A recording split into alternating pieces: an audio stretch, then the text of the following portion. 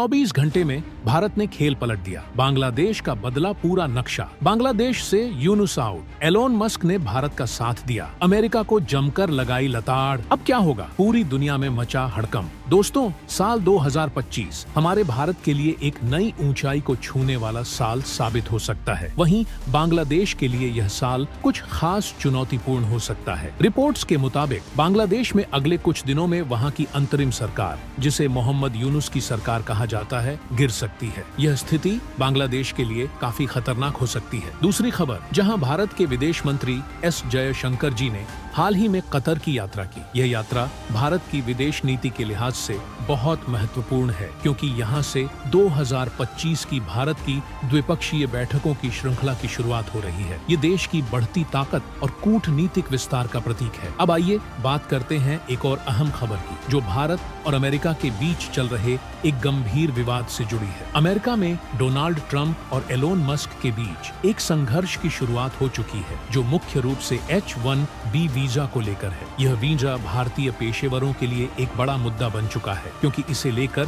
भारत के लोगों को अक्सर भेदभाव का सामना करना पड़ता है। और अंत में एक और खबर, जो भारत और यूनाइटेड किंगडम यूके से जुड़ी है। यूके ने अपने नागरिकों के लिए एक स्पेशल एडवाइजरी जारी की है, खासकर उन लोगों के लिए जो भारत में सैटेलाइट फोन लेकर आते हैं। ये कदम भारत की सुरक्षा और कूटनीतिक स्थिति को लेकर उठाए गए महत्वपूर्ण निर्णयों में से एक है। अगर आपको हमारी इस नई सीरीज में दिलचस्पी आ रही है तो वीडियो को लाइक करें। फिलहाल बांग्लादेश से जो खबरें सामने आ रही हैं, वो किसी बड़े बदलाव की ओर इशारा कर रही हैं। साल 2025 के शुरुआती महीनों में ही बांग्लादेश में एक बार फिर तख्ता पलट की संभावना जताई जा रही है। इसके पीछे की वजह एक बड़ा आयोजन है, जो ढाका में शहीद मीनार पर होने वाला है। इस आयोजन का मास्टरमाइंड कोई और नहीं बल्कि मोहम्मद यूनुस के कुछ छात्र नेता माने जा रहे हैं। ये आयोजन यूनुस के खिलाफ खड़ा हो सकता है, क्योंकि उन्होंने संविधान में बदलाव की कस्में खाई हैं। बांग्लादेश का संविधान, जो विभिन्न समुदायों की मदद के लिए बनाए गए नियमों को शामिल करता है, उसे भी बदलने की तैयारी की जा रही है। ये बदलाव न केवल बांग्लादेश की पहचान पर सवाल खड़ा करता है, बल्कि देश के भविष्य को भी प्रभावित कर सकता है। बताया जा रहा है कि मोहम्मद यूनुस और उनके सलाहकारों ने इस सभा में करीब 30 लाख लोगों को जुटाने का प्लान बनाया है, जिसमें कट्टरपंथी संगठनों जैसे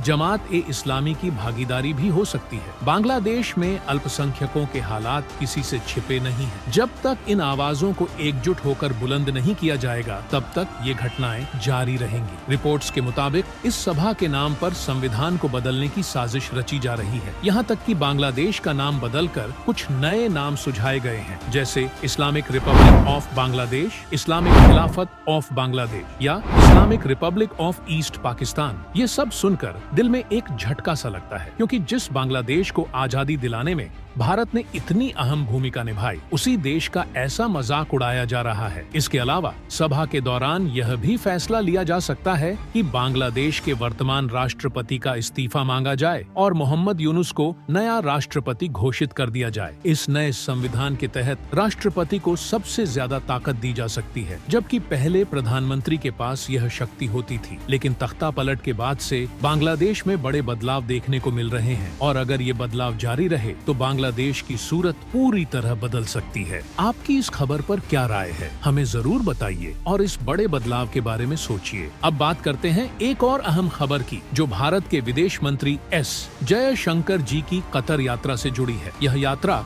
2025 की शुरुआत में भारत की द्विपक्षीय वार्ताओं की नई श्रृंखला का पहला कदम मानी जा रही है। इस साल भारत ने लगभग सभी देशों के साथ मीटिंग्स करने का एक बड़ा लक्ष्य तय किया है, और हर महीने एक नए देश के साथ ऐसी कूटनीतिक मुलाकातें होती रहेंगी। जयशंकर जी की इस यात्रा के दौरान भारत और कतर के बीच कई महत्वपूर्ण चर्चाएं हुई, खासकर ऊर्जा के क्षेत्र में। कतर, जो भारत का सबसे बड़ा LNG लिक्विडाइज्ड नेचुरल गैस सप्लायर है, उसके साथ कुछ बड़े फैसले लेने की योजना बनाई जा रही है। अभी तक इस संबंध में कोई विस्तृत रिपोर्ट सामने नहीं आई है, लेकिन जल्द ही ये जानकारी सार्वजनिक की जाएगी। 2024 में भी भारत और कतर के बीच कई अहम समझौते हुए थे। उदाहरण के तौर पर फरवरी 2024 में दोनों देशों ने 78 अरब डॉलर की एक विशाल डील साइन की थी। यह डील, जो कि पहले से ही LNG सप्लाई के लिए थी, अगले 20 साल यानी 2048 तक बढ़ा दी गई है। इसका मतलब यह है कि भारत अगले 2 दशकों तक अपनी ऊर्जा जरूरतों के लिए कतर पर निर्भर रहेगा। भारत की ऊर्जा क्षेत्र की बड़ी कंपनियां जैसे कि gas authority of India limited, GIL, Indian oil corporation और भारत पेट्रोलियम पहले से ही कतर के साथ मिलकर काम कर रही हैं। इन कंपनियों के साथ मिलकर भारत अपनी पूरी गैस सप्लाई चेन को सुचारू रूप से मैनेज करता है। यह साझेदारी भारत की ऊर्जा सुरक्षा को एक स्थिर आधार प्रदान करती है, जो आने वाले समय में और भी मजबूत होगी। यह तो बस शुरुआत है। आने वाले महीनों में भारत की ऐसी और भी रणनीतिक बैठकें होंगी जो देश की ताकत और विकास को एक नई दिशा देंगी। अब बात करते हैं भारत और अमेरिका के बीच चल रहे एक दिलचस्प विवाद की, जो टेस्ला और स्पेस एक्स के CEO एलोन मस्क और पूर्व राष्ट्रपति डोनाल्ड ट्रंप के बीच छिड़ा हुआ है। दरअसल यह बहस H-1B वीजा को लेकर है, जो भारतीय पेशेवरों के लिए अमेरिका में काम करने का एक प्रमुख साधन है। ट्रंप ने कुछ समय पहले घोषणा की थी कि H-1B वीजा में बड़े बदलाव किए जाएंगे और इसके प्रोसेस को संशोधित करके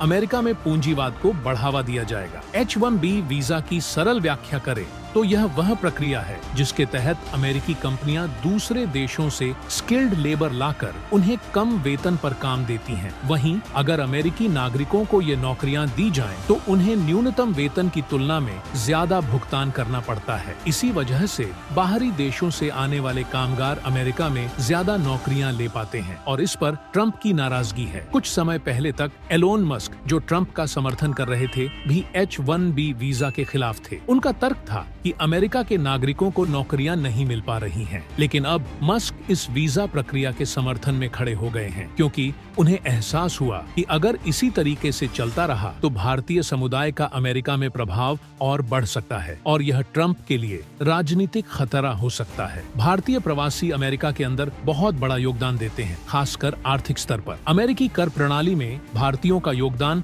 अरबों डॉलर का है और सबसे महत्वपूर्ण बात यह है कि भारतीयों की औसत आय अमेरिका के नागरिकों से अधिक है। अगर एक भारतीय औसतन 1 लाख अमेरिकी डॉलर कमाता है तो अमेरिकी नागरिक सिर्फ $70,000 की औसत आय पर रह जाते हैं। यह अंतर कुछ अमेरिकी नागरिकों को रास नहीं आ रहा है। अमेरिका केवल भारत को ही निशाना नहीं बना रहा, चीन, कोरिया और अन्य देशों से भी स्किल्ड वर्क फोर्स आती है। दूसरी बात यह है कि अमेरिका में कई समस्याओं जैसे नशे की बढ़ती समस्या और शिक्षा के स्तर में गिरावट की वजह से वहाँ के नागरिकों की स्किल्स में कमी आ रही है। यही कारण है कि अमेरिका जितने इंजीनियर्स की जरूरत है उतने उत्पादन नहीं कर पा रहा, जबकि उन्हें हर साल 2 से 2.5 लाख इंजीनियर्स चाहिए होते हैं। वे सिर्फ 50 से 60 हजार ही पैदा कर पा रहे हैं। ऐसे में उन्हें विदेशी इंजीनियर्स को आउटसोर्स करना ही पड़ेगा, वरना उनकी इंडस्ट्रीज ठप हो सकती हैं। अब एलोन मस्क भी इस बात को समझ चुके हैं और इस वीजा प्रक्रिया का समर्थन कर रहे हैं, क्योंकि ट्रंप को भी यह एहसास है कि अगर अमेरिका ने बाहरी टैलेंट पर पूरी तरह से रोक लगा दी तो देश में राजनीतिक अस्थिरता पैदा हो सकती है। इस पर आपकी क्या राय है, हमें कमेंट में जरूर बताइए। अब चलते हैं